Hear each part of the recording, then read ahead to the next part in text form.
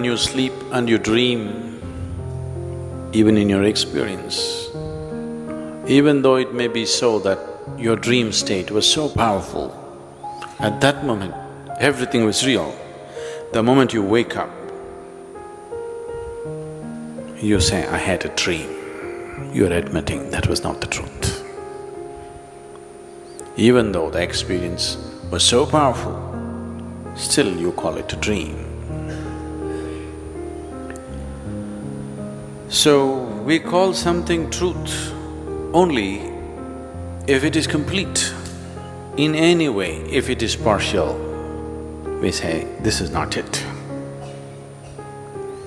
So that which is absolute, how can it be taught? You can speak and teach only through language.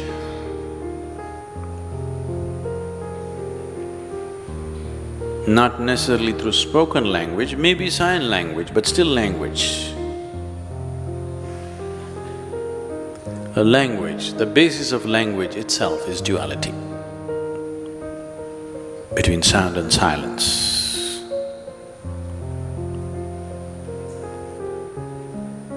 So right now, there are any number of people here who do not understand English language,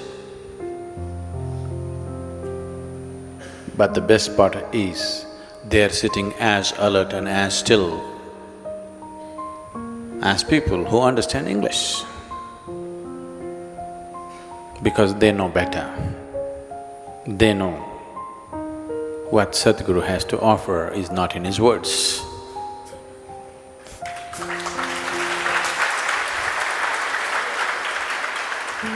Those who clap are not those people. They understand the language.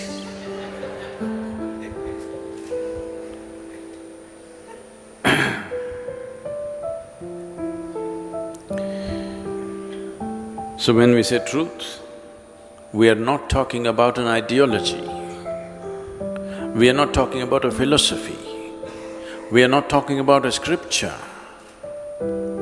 We are talking about that which is the basis of our existence. We are talking about that which is the source of who we are right now. Even if you have a powerful emotion within you, you become speechless. Even that language seems insufficient. If you have a tender feeling towards somebody, suddenly language becomes insufficient. You would like to touch them and somehow convey to them. You believe that they will understand. They don't, but you believe. They don't have such hopes. People don't. So, how to transmit that which is the basis of your existence? How to teach the basis of your existence? It can be transmitted. Any number of times I've been saying this.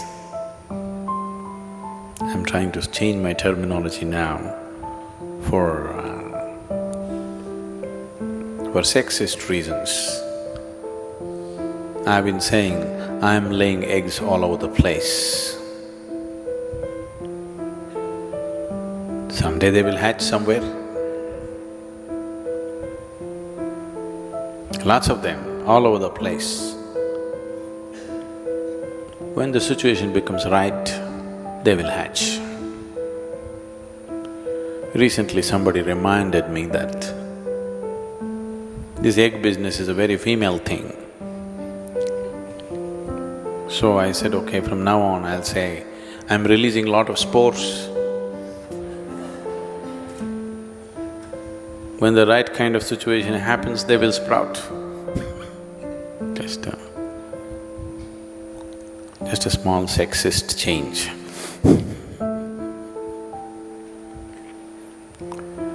But it means the same thing.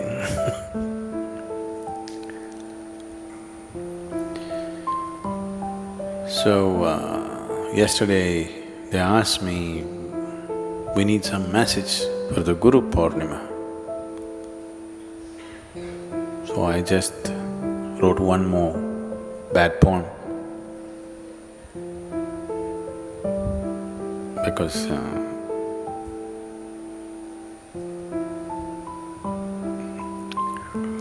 with great care I remained uneducated, so I can only write bad poems. It takes much more effort to remain uneducated in this world than to become educated. Do you know this?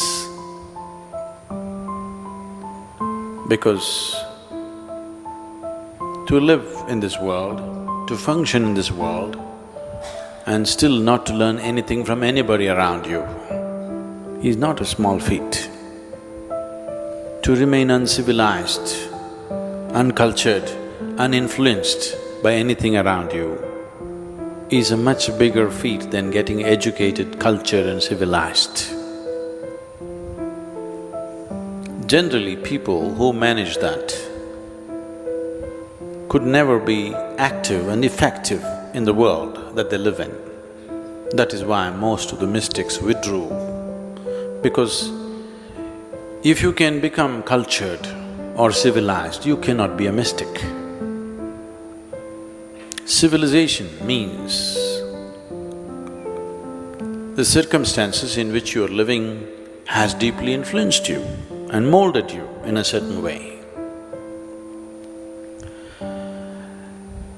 So, refusing to be influenced, refusing to be molded by situations around you, perceiving everything directly, not allowing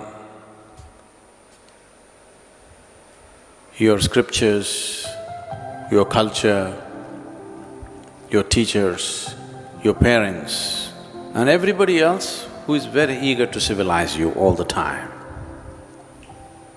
Takes a lot of conscious effort. So because of that, I write bad poetry. Please bear with me. This is titled as Guru Purnima. In search of truth, I did the sublime and the weird. In search of truth, I did the sublime and the weird.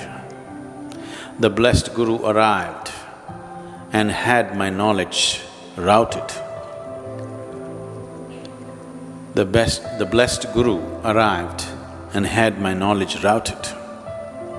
With his staff, touched the spot sacred, left me with this madness infected. With his staff, touched the spot sacred, left me with this madness infected. This madness without cure, but it is liberation for sure.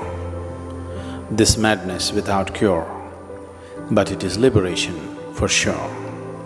When I saw even horrific disease can transmit with ease, when I saw even horrific disease can transmit with ease, I took the liberty of maddening humanity.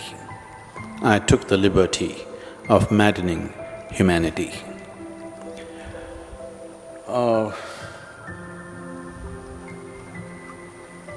If you can't teach madness to people. They have to be infected. Infection is always a transmission, isn't it?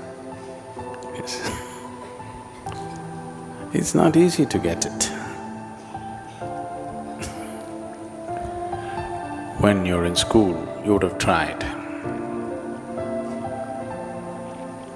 When you're in school, today you don't want to go to school, you want to catch diphtheria for a day. It doesn't come, you know. Have you tried? You want to at least catch a flu, the damn thing doesn't come. No, it's not easy. You have to be ripe and the right kind of things have to come your way, only then it happens. Even a disease. When you want it, you don't get it.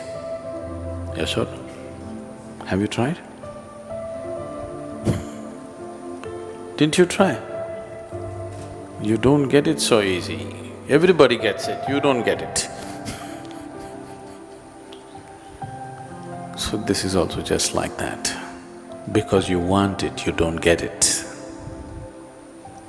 You have to make yourself vulnerable, receptive.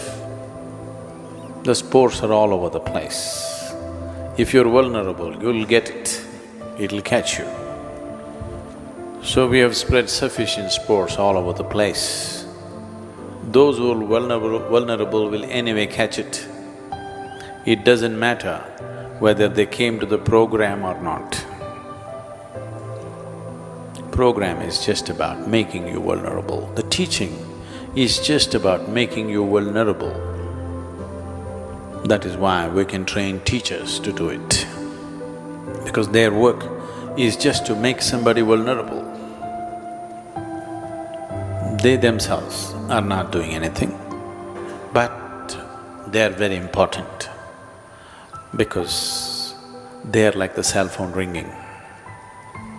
They are like the door knocking, because if it doesn't ring, who'll take the call? Your phone is on silent, I'm calling you and calling you and calling you, all missed calls. It takes somebody to make some noise. It takes somebody to make some noise, otherwise it'll all be one big missed call. Life will remain a missed call. So teachers are very important. Without the noise of teaching, there will be no transmission. It would be wrong to say no transmission, there will be, but it'll become very minimal, very minimal. Only with the teaching, the vulnerability has increased, and because of that, more spores are being made use of. I want you to understand this simple thing that's happened to you even physically. Then one little cell, one little sperm found itself to the right place. And see how much life has happened.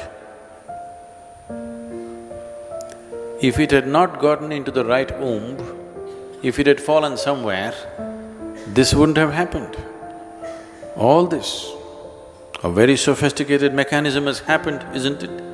Out of that one little sperm. It is just that it has to enter the right place, then it happens, otherwise it won't happen. This is just like that, on a different sphere, on a different dimension, but still the same. Nobody can talk you into pregnancy, fortunately, isn't it? Such a thing has never happened.